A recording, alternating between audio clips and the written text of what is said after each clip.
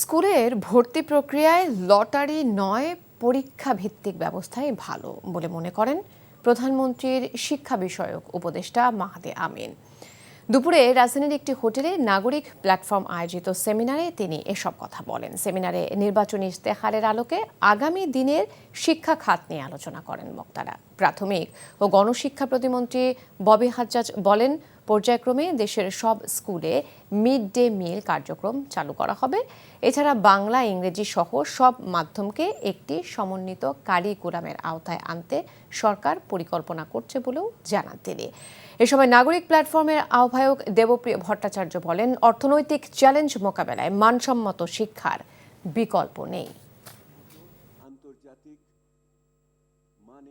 মেধাভিত্তিক বাংলাদেশ যদি গড়ে তুলতে হয় তাহলে শিক্ষা ব্যবস্থা তো আইডিয়ালি বৈষম্য থাকা উচিত না।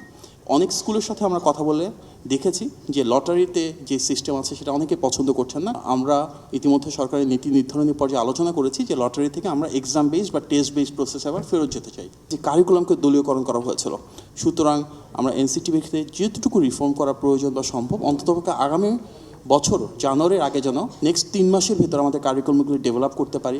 আগামী দিনের প্রাগ্রসর বাংলাদেশের জন্য মানসম্পন্ন শিক্ষা এবং একটি সংহত এবং প্রগতিশীল বাংলাদেশের জন্য একটি বৈষম্যহীন শিক্ষা ব্যবস্থা, যেখানে মানুষের যে সমস্ত বিপন্নতা আছে সেগুলোকে সেই শিক্ষা ঠিক সঠিকভাবে আমাদের ব্যবস্থা নেবে।